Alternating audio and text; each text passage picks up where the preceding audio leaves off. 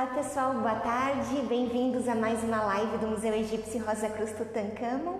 Eu sou Vivian, esse é meu colega Everson e hoje vamos conversar então, a nossa terceira parte, na verdade, sobre a tumba da múmia Totimeia, né? Lembrando que nós estamos justamente numa tumba hipotética, baseada em diversas tumbas construídas na região de Tebas durante o período da 18ª dinastia. Então, hoje o Everson vai falar de um dos aspectos que nós temos aqui na antessala e eu depois na câmara funerária. Então, vamos lá. Bom, pessoal, então, muito boa tarde a todos. Vamos começar falando, então, de um aspecto muito importante que aparece dentro das tumbas, que é justamente a porta falsa, né? A porta falsa, elas podiam ser constituídas, né? Então, são diversos tipos que aparecem no Egito Antigo e elas podiam ser constituídas de vários materiais, né? Então, podiam ser constituídas de um monólito realmente grande, né? Então, construídas de maneira que fossem ali um tipo de escultura, né? Poderiam ser feitas também em madeira ou poderiam ser também pintadas, como nós vamos poder observar aqui, tá? Com relação então a essas estelas, elas geralmente podem representar tanto o morto, né, quanto também um casal, né, que seria o proprietário também da própria tumba, né? E o que acontece? Com relação então a essas portas falsas, o objetivo, ele parece que era bastante simples, era permitir que o morto pudesse passar realmente de um plano para o outro, do plano do oeste, que é o que nós temos aqui, né? Então, aliás, que é o mundo dos deuses, que é o mundo dos mortos, justamente para este plano que é o mundo do leste, que seria então o mundo dos vivos, né? E qual o objetivo? Justamente para que ele pudesse recolher então as suas, vamos dizer assim, as suas oferendas, para que ele pudesse participar da bela festa do vale, que nós já falamos aqui para vocês também, né? Então seriam vários desses objetivos de conexão entre este mundo, que é o mundo dos vivos, e o mundo dos mortos, o mundo dos deuses, que ficaria então no oeste. Portanto, representa exatamente essa condição, vamos dizer assim, de portais, né? Então essa condição que seria justamente um caminho para ir até realmente o outro mundo, tá? Com relação ainda à porta falsa, né? Então, como eu disse para vocês, elas eram feitas de várias maneiras. Só que o que é interessante da gente perceber é que ao longo do tempo elas acabaram evoluindo, né? E claro, nunca tiveram a sua ideia, né? Então essa ideia da passagem entre o mundo dos vivos e o mundo dos mortos trocada, né? Então, ou seja, sempre permaneceu com esta ideia, independente se estava no Reino Antigo ou no Reino Novo, né? Então passados aí mais de 1000 anos dessa tradição, né? A porta falsa, então, nós vamos encontrar ela sendo diretamente relacionada às tumbas, primeiramente, de Gizé, né? Então, ou seja, ali na quarta dinastia, durante o início, né, então, da construção da pirâmide de Quéops, isso a gente já falou para vocês também, a porta falsa ela acabou sendo introduzida para substituir a estela de ladrilho, né? Então, vamos lembrar o que é uma estela de ladrilho. Estela de ladrilho era aquele formato, né, mais retangular que trazia, então, 4 momentos e mais a figura da pessoa. Eu apresentei para vocês também uma dessas estelas de ladrilho, que era a estela do príncipe Upen-Nefertiti, né? Então depois vocês podem pegar lá em uma das nossas lives, a gente acabou trabalhando bastante com essa estela e bastante com a ideia das mastabas também, né? E bom, a estela de Upen-Nefertiti trazia o nome dele, os cargos, trazia então as oferendas e os títulos que ele possuía. A mesma coisa vai acontecer com a porta falsa, né? Então a porta falsa ela vai trazer também todos esses aspectos para nós, mas diferente da estela de ladrilhos, ela vai trazer também essa questão dos deuses, né? Então enquanto a estela de ladrilhos não traz uma referência a uma oferenda que é feita para os deuses, né? Aqui na estela da porta falsa nós já vamos encontrar esse tipo de referência, né? Então lá em Gizé, esse tipo de material ele acabou sendo introduzido, evoluindo, portanto, dessa concepção, né, então, que vinha da estela de ladrilhos, né? Agora, da onde que vem essa porta falsa? A porta falsa ela também já era usada antes em outros locais, como por exemplo em Saqqara, né? Em Saqqara nós vamos encontrar, por exemplo, justamente ali do recinto funerário do faraó Djoser, né? Então a primeira pirâmide que foi construída no Egito, né? Então ainda lá na terceira dinastia, e em volta da pirâmide tem uma grande muralha onde você tem acesso, né? Então a todo esse recinto, e esse recinto ele vai ter então uma porta, e essa porta vai representar justamente esse formato aqui, só que não era uma porta falsa, era uma porta de verdade, onde você entrava por ali, né? E entrava então, portanto, no recinto, né? Entra até hoje, né? Então tem essa questão da entrada naquele parque, né? Vamos dizer assim, onde você tem então essa figura da porta sendo representada, né? Então, e claro, dando essa ideia de entrada e de saída também, tá? Com relação ainda à porta falsa, né? Então a ideia do formato mesmo, ela acabou vindo da onde? Veio, na verdade, do Serek, né? Então lembra que o Serek, ele constituía um dos nomes dos faraós também, mas também era uma forma de representar uma estrutura, né? E essa estrutura era o quê? Essa estrutura era justamente a fachada de palácio, e o que nós temos aqui é justamente uma fachada, né? Então a porta, ela possui a sua própria fachada. Então você veja como essa estrutura ela já era antiga, vem desde a época do início, né? Então do período dinástico, e vem se desenvolvendo até chegar no que era a porta falsa lá já na terceira até a quarta e quinta dinastias, né? Agora, na quinta e na sexta dinastias, nós vamos ter um pouco de evolução também em relação à porta falsa, né? Por exemplo, na quinta dinastia tem uma tumba chamada de um nobre chamado Mereruca, é uma das maiores tumbas ali da região de Saqqara, né? Então está próximo à pirâmide do faraó Tete, né? Então da quinta dinastia. E o que vai acontecer com relação a essa pirâmide?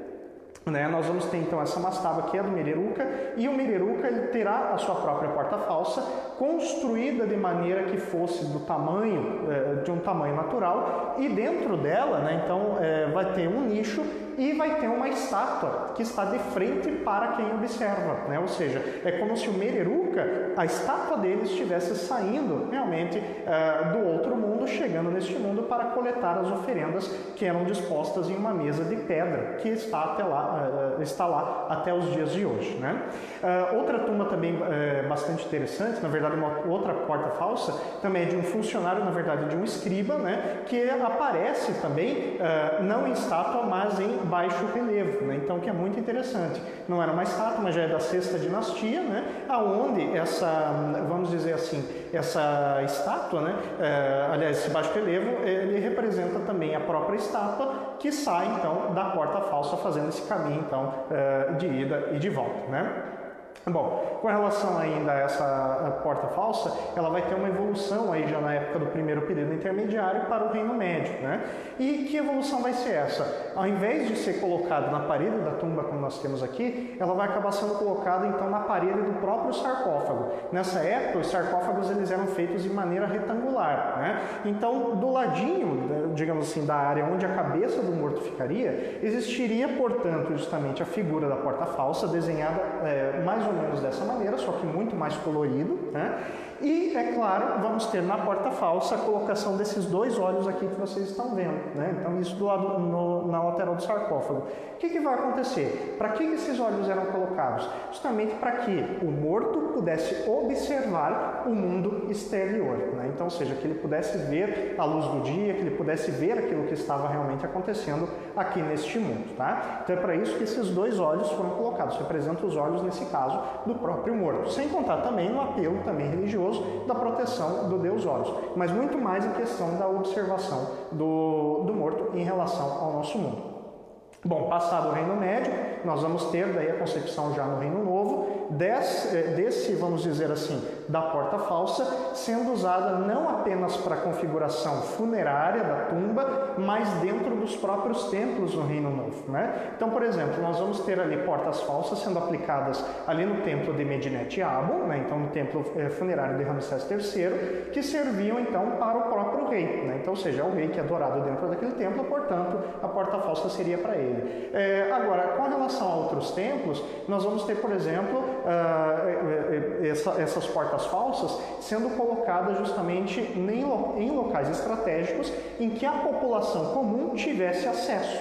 Vamos lembrar de uma coisa, dentro do templo egípcio, a população comum tinha acesso até um determinado local, né? Agora, por exemplo, no Santo dos Santos, esse Santo dos Santos é o local mais sagrado dentro do templo, mais interno, mais escuro, a população não tinha acesso. Quem tinha acesso ou era o sumo sacerdote ou era o próprio faraó, né? Agora, como que a população podia ter esse contato com aquele Deus que estava lá dentro? Através, novamente, da porta falsa, que daí essa porta, associada então a uma capela, que estava do lado de fora do templo, na parede mais externa, mas que estava diretamente conectada ao templo, né?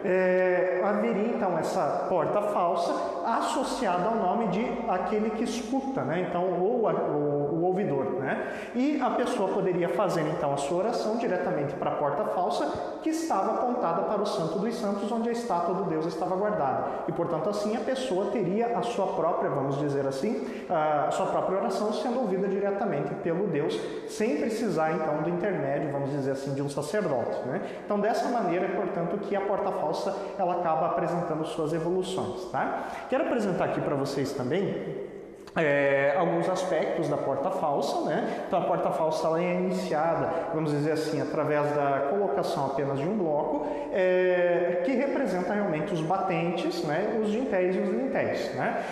E o que acontece? Eu quero apresentar aqui para vocês, né? Então que cada uma dessas colunas representa, portanto, um batente, né? Agora reparem que aqui nós temos justamente a passagem, né? Então o caminho que o morto deveria percorrer, né? Então bem nesse meio aqui. Agora observe que temos um quadradinho aqui, ó, né? Esse quadradinho não representa, na verdade, uma parede, né? Não representa um dintel.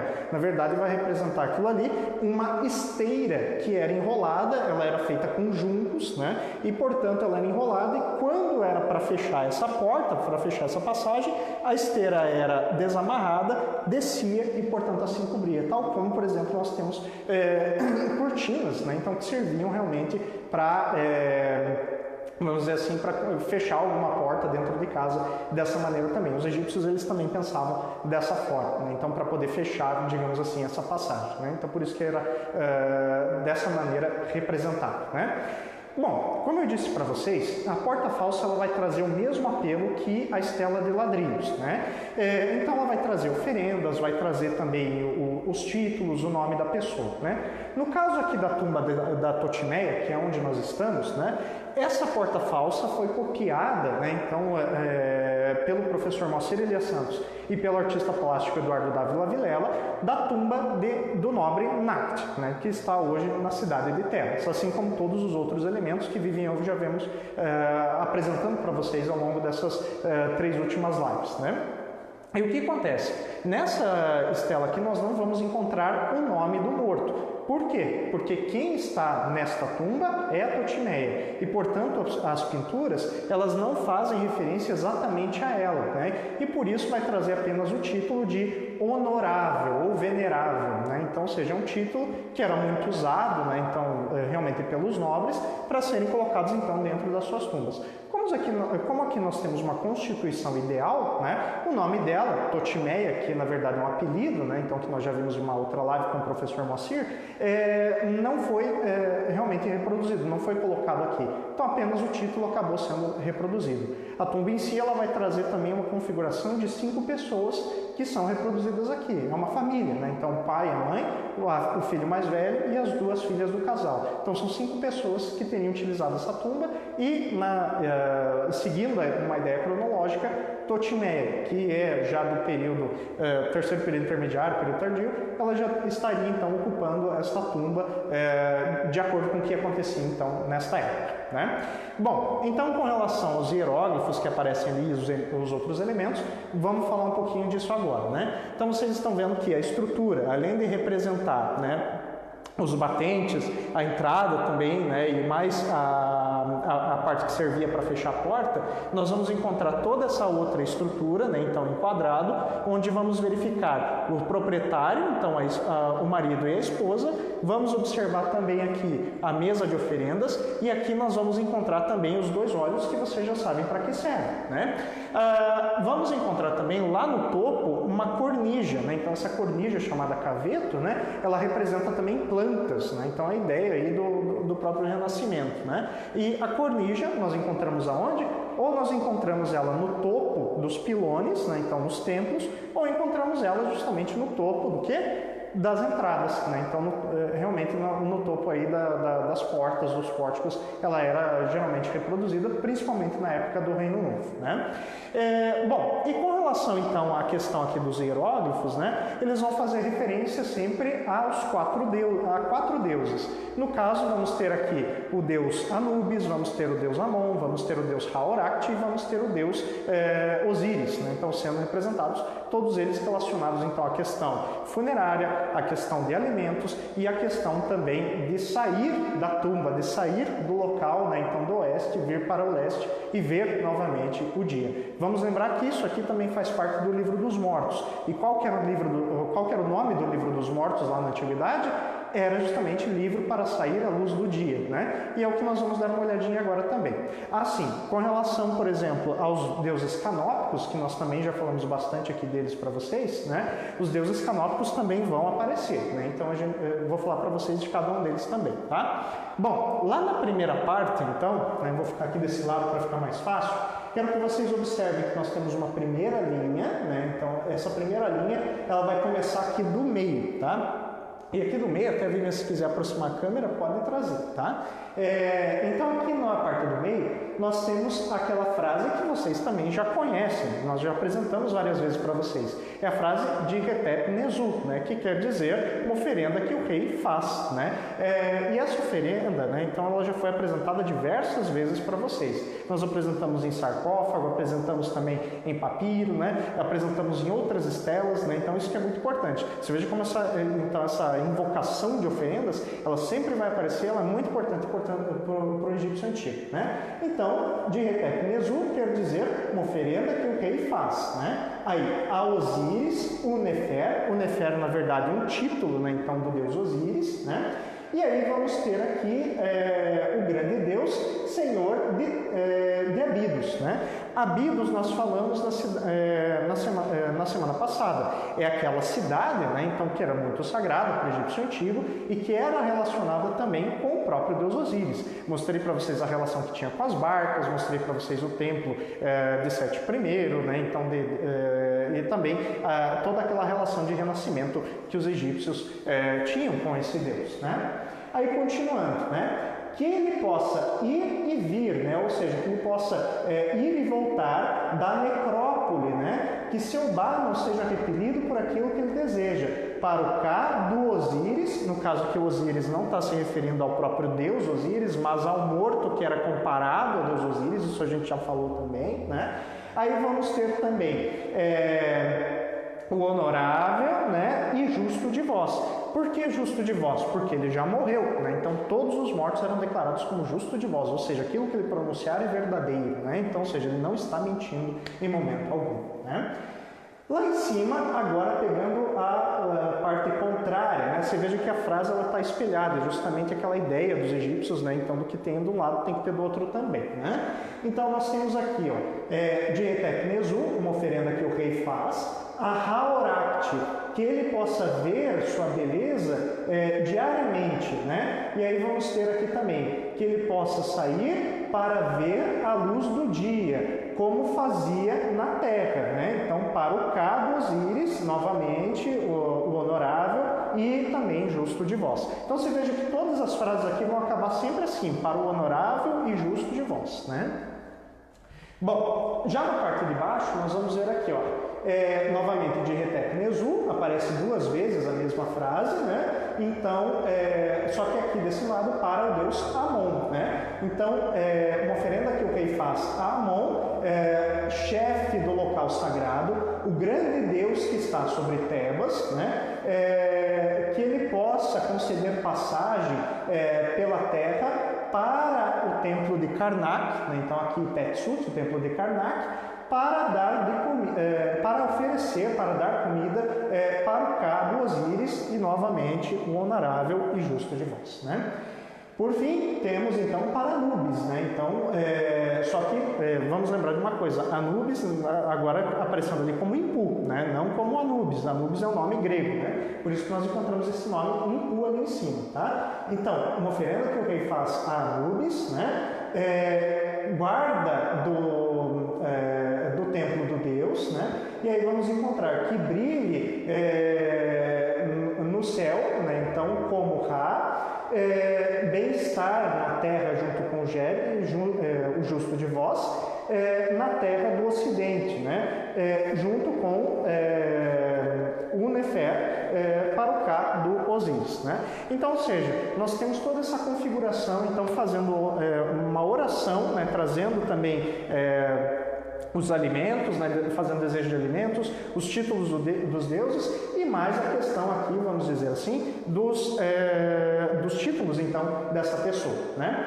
E com relação a essa parte aqui, que são dos deuses canópicos, nós vamos identificar aqui também novamente, ó, né? Então, venerável perante Api, venerável perante Duamutef, venerável perante Imset e venerável perante Quebesenuf, né? Então, que são os 4 deuses canópicos que a gente também já explicou para vocês em outras lives, né? Então, ou seja, a pessoa, ela passaria, então, de um plano para o outro e ela estaria, então, protegida e estaria, então, fazendo essas oferendas para todas essas divindades, tá? Bom, aqui eu gostaria de mostrar para vocês também alguns pontos que nós não apresentamos ainda para vocês e para finalizar. Nós estamos justamente na região da antecâmara da tumba da Totimeia, né? E nós apresentamos nas outras 2 lives várias imagens, então, dessa tumba, né? E o que acontece? Essa tumba, pessoal, vocês vão poder observar, primeiramente, logo aqui à minha direita, né, que nós temos a cena relacionada à agricultura, que nós já exploramos também, né? Aí nós temos a cena onde está a porta falsa. As cenas que estão aqui atrás representam a família, né? Então, o filho mais velho fazendo oferendas para os pais, né? Aí nas outras 2 cenas temos as 2 filhas do casal, uma de cada lado, apesar de que em cima é o mesmo filho que é representado, tá? Vamos mostrar aqui para vocês, deixa eu só fechar a porta aqui para vocês poderem observar, né? Vocês vão poder observar aqui também uma lista de oferendas que está logo ali em cima. Vamos identificar também o filho mais velho dando oferendas. Repare que ele está oferecendo um buquê de flor de lótus. Flor de lótus vocês já sabem para que servia também, para dar o renascimento, né? A ideia do renascimento, como o Deus Criador também acabou nascendo, né? Embaixo aqui vocês vão poder observar as 2 filhas do casal, uma oferecendo líquidos, né? Então, para os pais, enquanto a outra está com o que na mão? Um cistro. Vamos lembrar, a Vivian mostrou para vocês também em uma das nossas lives, um instrumento musical que era usado pelas sacerdotisas dentro dos templos, que era o cistro, né? Reparem então na carinha da deusa Rato, que aparece aqui, e vocês vão ver também que temos um chocalho, né? Então o cistro ele também era o chocalho e servia, né? Então tecnicamente para acordar o Deus, só que nesse caso para acordar possivelmente aí a alma, né? Então dessa pessoa, não é mesmo? E bom, com relação à outra parede, quero que vocês observem, né, justamente a questão da festa, da bela festa do vale, né? Então essa bela festa do vale, a Vivian já falou para vocês então várias vezes. Temos o filho mais velho que faz oferendas para os pais, temos os músicos que estão ali atrás, musicistas, né? Vamos encontrar também a família que é recepcionada, né? Então para realizar essa bela festa do vale, né? Do outro lado, nós temos a continuação dessa cena, né? Então, onde temos aqui o sacrifício do boi, né? Também temos aqui a entrega da gordura, né? E também as oferendas para o deus Amon, né? E por fim, temos essa outra parede que está inacabada, né? Então, mas por que temos uma parede inacabada? Lá na tumba, né? Então, vamos dizer assim, aliás, lá na tumba não, lá no Egito, né? Desculpe, lá no Egito, nenhuma tumba realmente acabou sendo finalizada, tumba desse tipo, né? E o que vai acontecer? É possível, através dessas tumbas, da gente saber, né? Então, como que os egípcios produziam toda essa arte que vocês estão vendo aqui, né? Então, o que eles faziam? Lá no Reino Antigo, eles faziam o desenho em ostraca, né? Ou ostracon, que é uma pedra mais ou menos do tamanho da mão. Claro, existem pedras que são bastante grandes, que você tem até mesmo projetos de tumbas desenhadas nelas, né? Mas eles podiam fazer um desenho que era um esboço, então, nessa pedra chamada ostracon, que era do tamanho, então, da palma de um homem, né? Fazia um esboço e, em seguida, o artista ele vinha até a parede, depois que ela estava pronta, colocava uma corda que estava embebida em tinta vermelha, esticava ela, puxava e batia, formando então o que vocês estão vendo aqui como esse quadriculado. Então eles faziam esses quadriculadinhos aqui. O desenho que estava na palma da mão servia para fazer também quadriculados e a partir disso se aumentava o desenho através de comparação do que se via na pedra e o que se via então justamente aqui nessa região da parede. Se pintava primeiro em linha vermelha, depois vinha um supervisor, corrigia na tinta preta e posteriormente se começava realmente a parte da decoração, né? Então aqui nós temos um uso didático para o nosso espaço, né? Então quando os visitantes vêm, eles podem ver como os egípcios conseguiam fazer toda essa questão da arte egípcia aqui.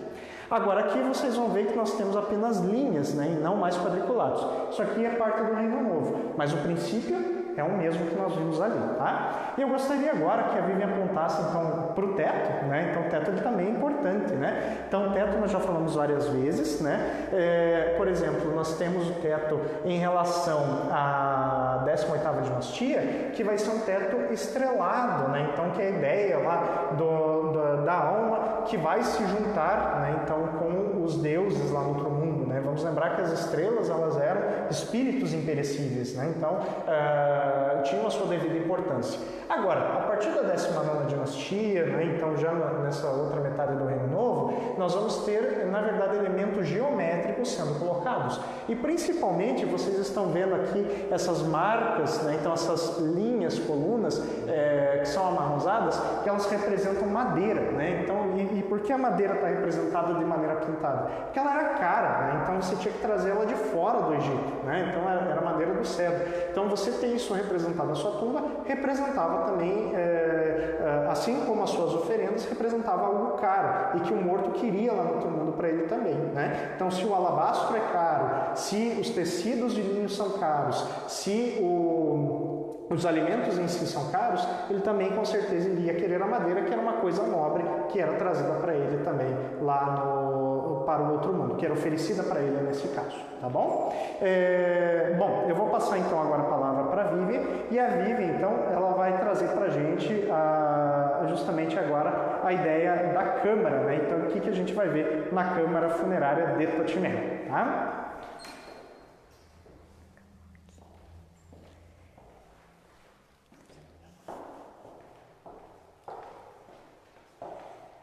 Gente, nós só não vamos mostrar a Totimeia, tá bom?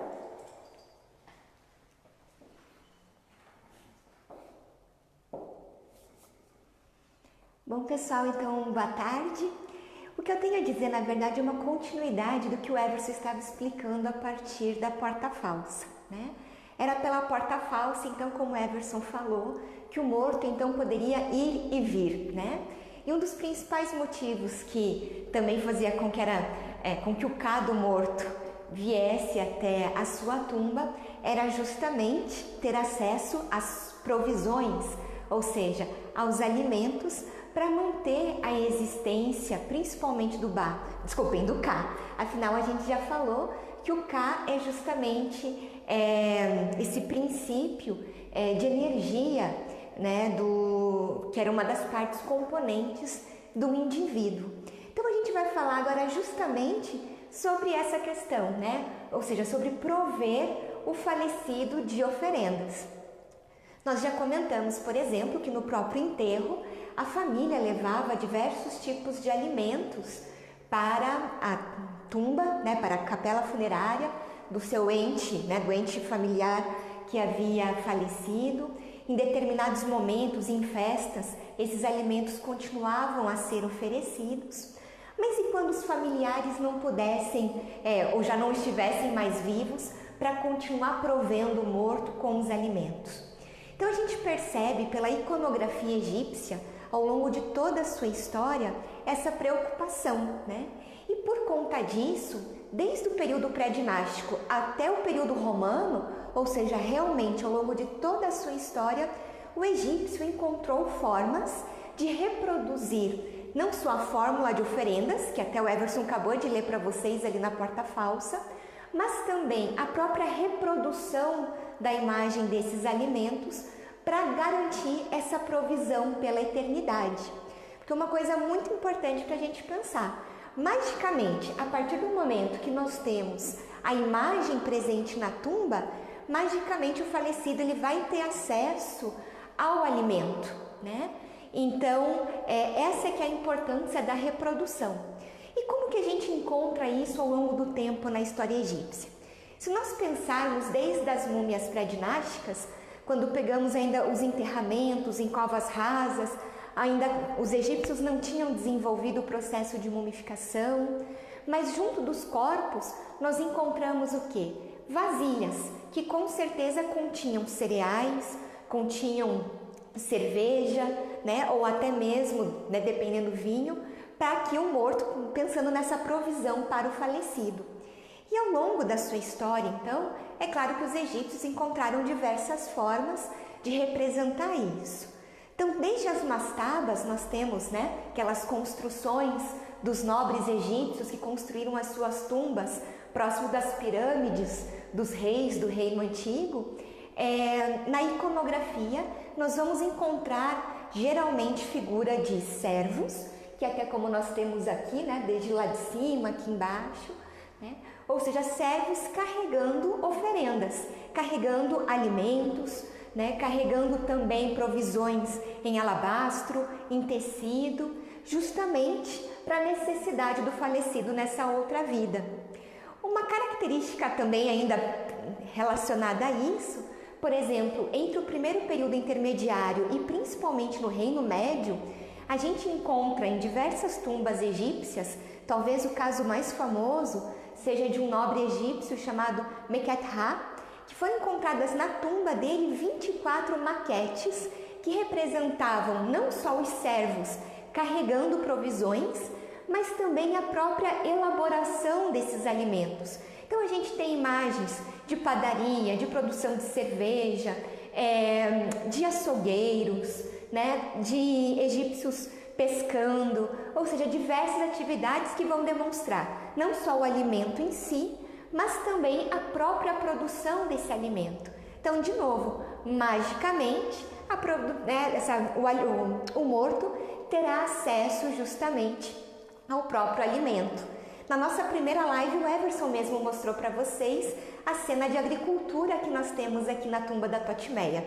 Era essa mesma ideia. Você tem a cena da produção e ao mesmo tempo você tem a própria cena do alimento presente, garantindo então, né, o alimento ao falecido. E aí quando a gente chega no Reino Novo, nós temos tanto a iconografia, e vamos lembrar também, né, que uma das iconografias mais antigas que nós temos, vocês também acabaram de ver na porta falsa que o Everson mostrou para vocês, que é o falecido sentado com a mão, né, no colo em direção a uma mesa de oferendas com todas as provisões necessárias a ele, né? Então, se nós temos lá, isso também vai estar transmitido aqui na câmara funerária através então da ação desses servos que vão então representar carregando os mais diversos de alimentos para o próprio falecido, né? Inclusive existem tumbas egípcias onde se encontrou dentro da câmara mesmo, junto da múmia, do sarcófago, uma grande quantidade de alimentos em si, que acabaram na verdade preservados. Se nós pensarmos que só na tumba do Tutancâmon foram encontradas mais de 100 cestas contendo frutas, caixas contendo patos assados, cerca de 40 vasos contendo vinho, né? Isso também demonstra que não só a partir da própria pintura, mas também da existência do próprio alimento que era também disposto em si na câmara funerária, isso também manteria a sua, ou seja, ao longo da sua eternidade, as provisões necessárias. E aqui, na verdade, é toda a cena relacionada a essa questão dos alimentos, e vamos tentar entender um pouquinho o que eles estão trazendo, né? Então, primeiro nós temos aqueles dois egípcios, né, ali meio que sentados, ajoelhados, e a gente pode pensar, né, que a própria posição desses servos está relacionada a um hieróglifo que significa homem, né? E muitas vezes esse próprio hieróglifo ele era utilizado para demonstrar determinadas ações. E aqui então nós temos que esses dois servos, eles estão, vejam que eles têm nas mãos buquês de papiro. O Everson comentou sobre o papiro com vocês agora há pouco, lembrando que o papiro está ligado à juventude, está ligado ao renascimento, né? Está ligado à alegria. Então, nós temos uma questão que é uma planta, né? Também ligada aos buquês funerários que seriam oferecidos ao morto por conta dessa questão simbólica que os papiros possuíam, né? Aí temos, né, por exemplo, pães sendo oferecidos, uvas, né? Possivelmente um vaso de alabastro, né? Enquanto do outro lado a gente tem a mesma ideia do buquê, o lótus que o Everson comentou com vocês, tanto aqui quanto na outra cena, né? O lótus está ligado à criação do mundo e recriação. Lembrando que naquele mito da cidade de Heliópolis nós comentamos que o Deus Sol ele surge de uma flor de lótus, então está relacionado à criação e de novo a própria ideia do renascimento. E, em especial esse servo aqui de trás, o que ele carrega nas suas mãos? Tecido, né? E ali é o próprio símbolo hieroglífico que significa tecido, que significa linho. E por que isso também é uma oferenda, que nem eu falei do alabastro, né, do tecido e não só alimentos? O alabastro está ligado à purificação. Aqui o tecido, né, vamos pensar, as bandagens da múmia é feito de linho. E também tem uma relação funerária, porque segundo o mito, as deusas Ísis e Néftis, né, foram responsáveis por tecer as faixas que foram utilizadas no processo de mumificação de Osíris. Então, geralmente nós encontramos entre as listas, entre os materiais daquilo que é ofertado ao morto, também o tecido, e que é justamente o que esse servo está aqui oferecendo. E aí sim nós temos os alimentos, né? Nas fórmulas, então, e também nos desenhos, nós vamos ter o que geralmente? Pães de vários tipos, cereais, frutas, legumes. Entre as frutas a gente pode comentar, temos figos, tâmaras, a uva, uma frutinha que o Everson comentou lá quando a gente começou com o processo das lives, né, que está presente na estela do Penefert, que é a jujuba, que não tem nada a ver com o que a gente entende por jujuba hoje, né, mas que também estava presente nas listas de oferendas, né, carne que não podia faltar. Então aqui a gente tem desde o pato, carne bovina, o peixe, no caso a tilápia, que era o mais comum a ser reproduzido nas cenas das câmaras, né, funerárias. Então também não falta, né, legumes, pães, bolos e, claro, cerveja e vinho, né? Então nós temos bebidas e comidas que estão representadas e que não devem faltar ao morto. E lembrando sempre, né, a representação do lótus, a questão simbólica. E vejam que além da comida, alguns desses alimentos também têm uma questão simbólica em relação, de novo, ao renascimento, essa continuidade da vida além túmulo, né? A própria pata bovina, que é como geralmente é reproduzida, uma das formas, né, que a carne bovina é representada, ela também está ligada à força, né? O peixe e o pato, principalmente o pato, poderia também ser um símbolo de renascimento. Então a gente também tem questões não só do alimento, mas muitas vezes do que a própria imagem quer representar, quer reproduzir. E o que seria esse nicho então que a gente tem aqui? Por que eu vou ter essas cenas, né, de servos trazendo alimentos que convergem para esse centro? Porque aqui teríamos então uma estátua do falecido, ou aqui no caso, como a tumba pertence a um casal, aqui teríamos a estátua do casal proprietário da tumba. E essa estátua, que estátua que é essa? Aqui nós já comentamos, a estátua do Ka, né? Ou seja, a estátua que representa o falecido e que vai poder então magicamente receber também os alimentos. Então tem uma ideia um pouco semelhante à própria existência da porta falsa que o Everson conversou com vocês, né? Então não está à toa essa reprodução aqui. Teríamos aqui uma representação dos próprios falecidos.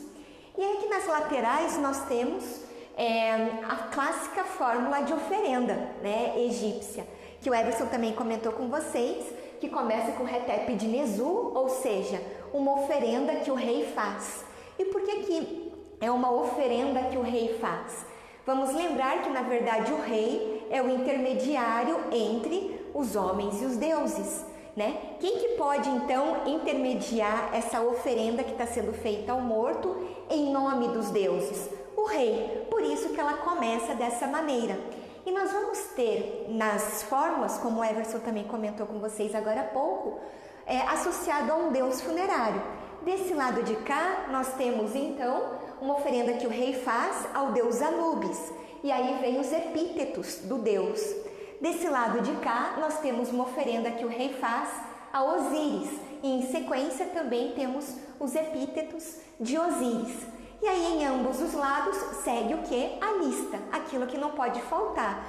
Pães, bolos, carnes, cerveja, legumes, vinhos, frutas e todas as coisas boas e puras, que é como também a fórmula termina ao venerável, como o Everson falou, ao justo de vós, né? Que é como então finaliza, né? Ou seja, dedicado ao falecido, como termina a fórmula de oferendas. Então nós temos aqui presentes. Então não só eu tenho a imagem, mas eu tenho a inscrição, teria, né, aqui a estátua do casal proprietário da tumba. E aí também entra a questão simbólica. Percebam que aqui a gente tem uma espécie de um santuário que estaria então cuidando da imagem do falecido que estaria aqui. E nesse santuário nós vamos ter também representações, símbolos funerários. Então, tanto aqui, né, desse ladinho de cá, quanto aqui, nós temos o pilar Jet. O pilar Jet é um símbolo associado a Osíris, né? É a representação da coluna vertebral estilizada do deus. E então, que significa estabilidade. Então, nós temos dentro desse símbolo, né? E que, na verdade, até hoje, conversando com o professor Moacir, e que também foi levantado pelo Everson, né? Esse santuário estaria relacionado aos santuários do Baixo Egito, né? As Pernu, né? Tá certo? As Pernu, né? Então também é justamente um símbolo, né? Aonde também muitas vezes estava relacionado às próprias caixas, aonde as Ushabits, que eram as estatuetas que trabalhariam para o morto na outra vida, muitas vezes eram guardadas. Nós temos no Reino Novo ataúdes também nessa própria forma. Então é um símbolo que também acabou sendo apropriado de algumas formas, e aqui então também a gente encontra nesse contexto funerário, né? Então, além dos símbolos relacionados a Osíris, no centro nós temos também uma representação da deusa Hathor, né? Hathor, embora seja a deusa da feminilidade, da música, dos prazeres da vida, a gente tem que lembrar que em Tebas ela também é a Senhora do Oeste. E era uma deusa extremamente cultuada em Der el Medina, né? Região onde possivelmente muitos daqueles que construíram algumas dessas tumbas também viveram, né? Então aqui nós temos Hathor como uma deusa funerária, Senhora do Oeste, estando ali representada, né? Numa das suas formas de representação, muito parecido com o que o Everson mostrou para vocês ali no Sistro também. Então, dentro desse próprio relicário, né, desse santuário, nós temos a associação também com dois deuses ligados à função funerária. Então, vejam que para o egípcio, a questão simbólica, ela está extremamente presente.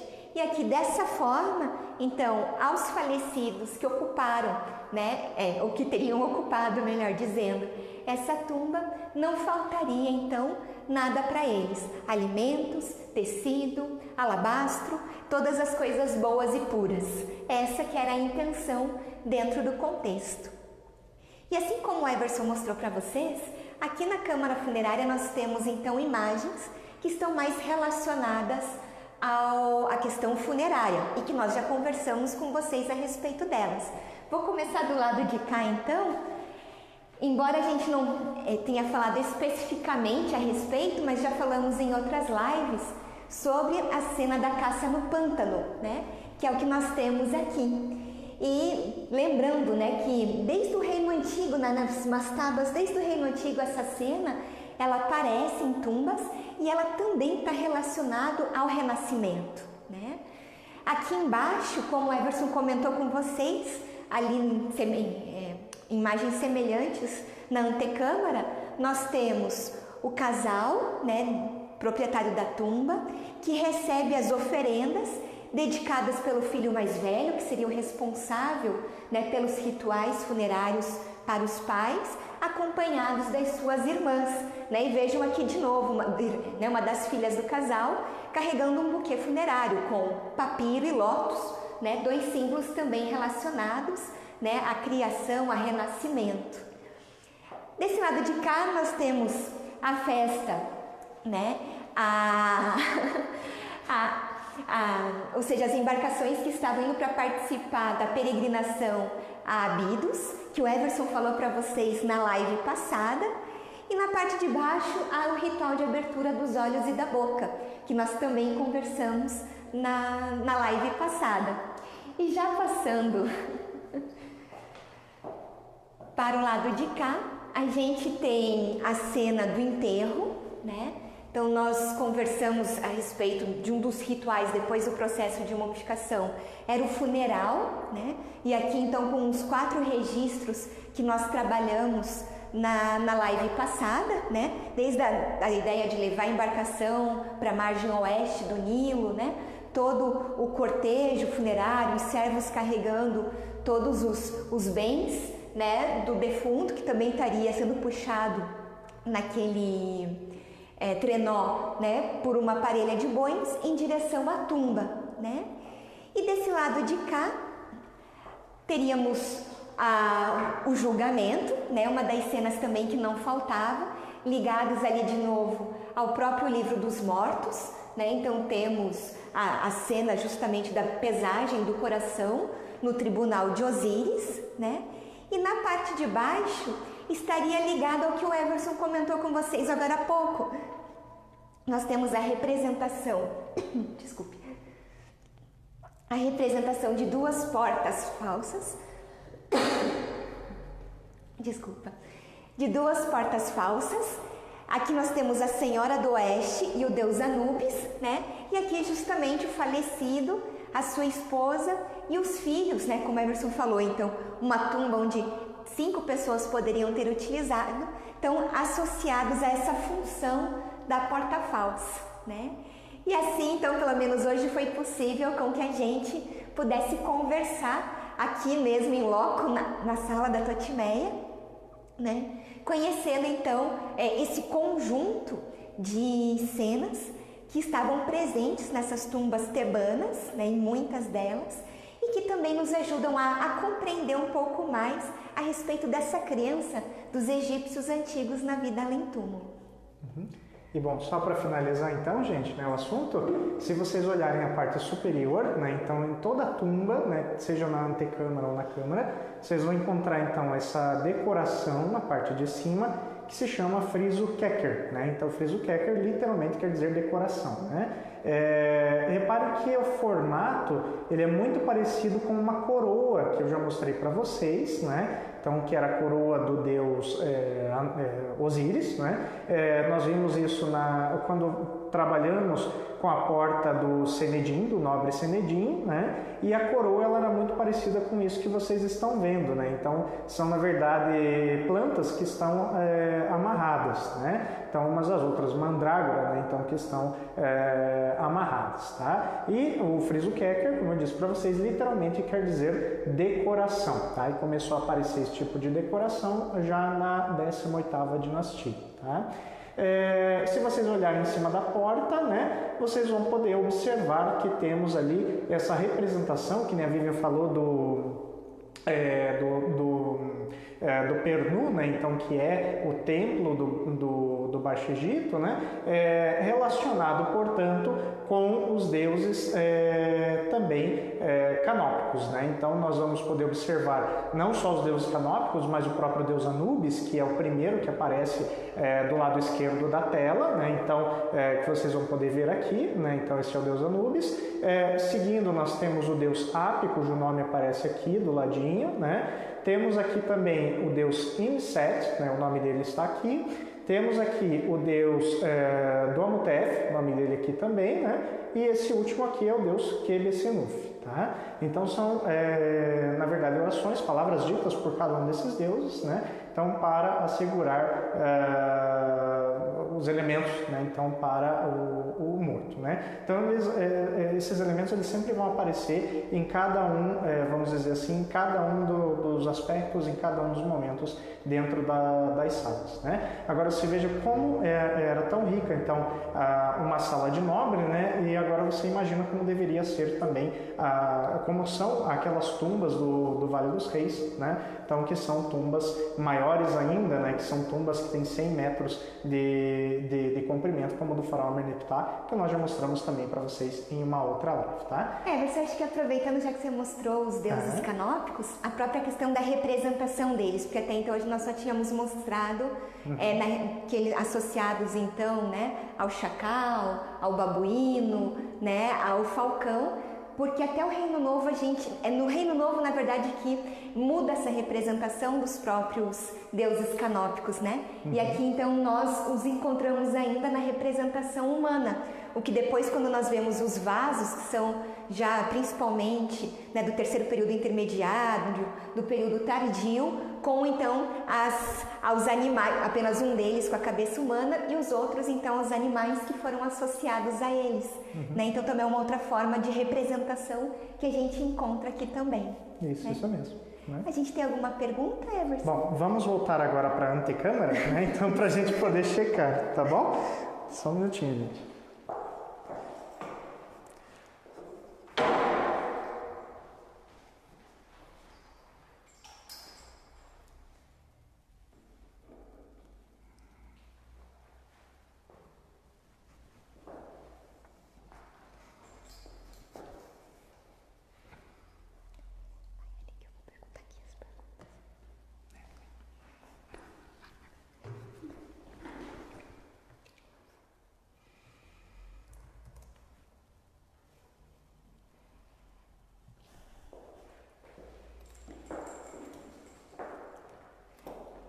Everson, tá ali as perguntas. Tá. Vem aqui do meu ladinho, a gente responde junto. Então a gente tem aqui do Vladimir, né? O que mais me intriga é que nas pirâmides não tem um hieróglifo desse sequer. Historiadores dizem que elas são tumbas, mas pelo visto não se trata disso. Bom, na verdade assim, Vladimir, né? O que acontece é que nas tumbas ali da terceira dinastia e da quarta dinastia, realmente nós não vamos encontrar hieróglifos relacionados ao texto das pirâmides. Mas existe ali, por exemplo, na tumba do faraó, na pirâmide do faraó Miquerinos, existem hieróglifos, inscrições que remetem às equipes que trabalhavam ali. É onde nós vamos encontrar, por exemplo, os nomes das equipes que eram os amigos de Miquerinos e os bêbados de Miquerinos, e isso tudo era dividido em equipes, né? E estão marcados em hieróglifos. Outro elemento também que vamos encontrar associado que tem, digamos assim, nomes relacionados à construção das pirâmides são os chamados papiros de Wadi al-Jaf, que são papiros que foram encontrados ali na região do Mar Vermelho, né? E que são papiros administrativos, né? Então esses papiros eles vão trabalhar com relação à contabilidade, vão trabalhar com relação também à questão de salários, né? Então são papiros puramente administrativos, mas que tratam da construção das pirâmides de Gizé, né? Então, ou seja, dessa região em específico. E aí, a partir da quinta dinastia, nós vamos encontrar o texto das pirâmides dentro da pirâmide do faraó Unas, dentro da pirâmide do faraó Teti. Então, com relação a não haver hieróglifos, não é bem assim, existem, né? O que acontece é que na quarta dinastia, da terceira à quarta dinastia, não era comum. Na terceira dinastia, quando nós vamos ter a construção da pirâmide do faraó Djoser, o que nós vamos encontrar não vai ser dentro da pirâmide dele, mas no subterrâneo. Por quê? Porque a pirâmide de Djoser foi construída a partir de sua mastaba, e como as outras mastabas, o local de seu enterramento está num poço, né? Então, que está na parte de baixo, e lá, né, dentro desse poço nós vamos ter toda uma série de decoração que foi feita com turquesa, né? Vamos ter a imagem do próprio faraó na posição canônica, vamos ter o sarcófago também, né? Então esse tipo de coisa vai ser apresentado, né? Mas na pirâmide de Miquerinos, na quarta dinastia, nós vamos encontrar em relação a esses trabalhadores, né? Então as equipes de trabalhadores, e a partir da quinta dinastia, então, relacionado ao texto das pirâmides, que era disposto, então, de acordo com cada um dos preceitos, né? Então, como os egípcios imaginavam que deveria ser. Isso vai continuar, então, ao longo da sexta dinastia. Vamos encontrar também aí pirâmides no Reino Médio, né? Então, que já não eram mais feitas tanto de pedra, o miolo delas, na verdade, era feito de pedra, e o restante era feito também aí de tijolos de adobe, né? Então, tal como, por exemplo, a pirâmide de Hawar, tá? Então, não é que não existe, mas num outro contexto, tá? A Marina pergunta: nas tumbas não havia representação dos 42 juízes aos quais o morto fazia suas 42 negatividades? Ótima pergunta. Com relação então aos 42 deuses, né, muitas vezes eles não acabam sendo representados na sua totalidade, né? Mas tem a referência aos 42 deuses no que se diz, aos 42 juramentos, né, no que se diz ali nos hieróglifos. Vamos lembrar que esses desenhos, né, eles são as vinhetas que acompanham os hieróglifos. A parte mais importante são os hieróglifos, né? Então era importante que estivesse escrito e a imagem acompanharia. Então não necessariamente tem a imagem dos 42 deuses, né? Assim como não necessariamente temos a imagem do livro dos mortos por completo, né? Mas temos aqui a referência ao conteúdo, né? Então, e esse conteúdo é que era importante para que o morto encontrasse e soubesse o que tivesse que fazer para chegar ao outro mundo. Outro detalhe também é que cada conteúdo aqui era decidido pela pessoa ainda em vida, né? Então ela decidiu o que ela mais queria dentro da tumba dela também, tá? Isso que você respondeu tem a ver também com a pergunta do Marcos, que ele me pergunta, né, onde nesse contexto ficava ou entrava o livro dos mortos? Então é como o Everson comentou, e se nós pensarmos ali na tumba que a gente acabou de mostrar para vocês, nós temos o ritual de abertura da boca, ele está associado ao livro dos mortos. O próprio julgamento, ele está associado ao livro dos mortos, né?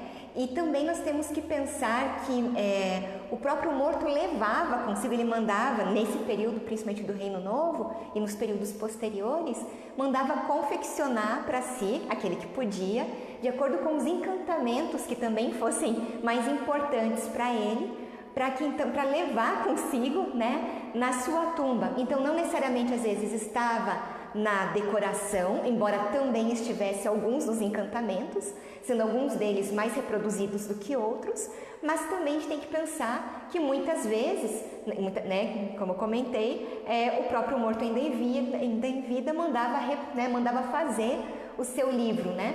Tanto que é por isso que a gente não tem um livro dos mortos igual ao outro, embora a gente fale que são cerca de 200 encantamentos.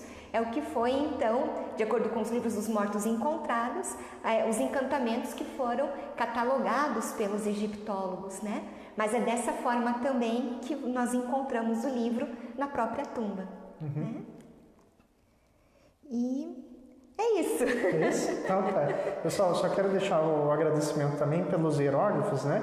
Que, claro, quem produziu aqui foi o Eduardo Vilela, né? Que é o artista que pintou tudo isso aqui que vocês viram, né? O professor Moacir, que concebeu também toda a ideia da decoração aqui da tumba, e também por ele ter auxiliado a gente aí com vários, né, pontos, tradução de hieróglifo, né? Então, sempre que a gente precisa de alguma emergência, né, o Moacir está sempre ali, a gente quer deixar um agradecimento especial para ele, né? Então, que é um grande amigo, tá?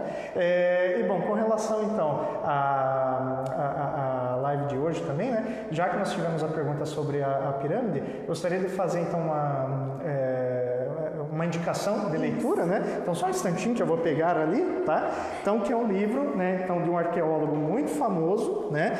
Então que é o Zahi Hawass, né? Mas ele tem um livro, né? Então uma publicação muito bacana, que é essa publicação aqui, tá? Então, Montanhas dos Faraós, tá? Esse livro ele vai trabalhar muito com a concepção, vamos dizer assim, desde ali da quarta dinastia, né? Então chegando até o início da quinta dinastia, ele vai trabalhar com a construção também das pirâmides e principalmente com os trabalhadores que estiveram ali, né? Então é uma publicação bastante interessante e bem legal também, se você quiser ver, para quem quiser daí tá à venda daí no site da Ordem Rosa Cruz, na loja ali do site, na loja virtual, tá bom? Então é um livro que tá, eu não lembro agora qual que é o preço dele, mas é um livro que tá bem legal, tá bem em conta. O meu inclusive tá até assinadinho aqui pelas leitadas, né?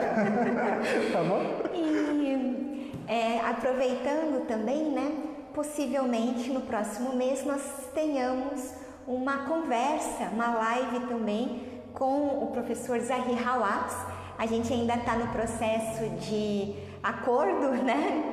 Mas nas próximas lives a gente possivelmente terá dados como data, horário e tal, também dessa conversa, né? Ele, não sei se estará no Egito ou nos Estados Unidos, e nós aqui então para conversarmos também sobre outros aspectos do Egito Antigo.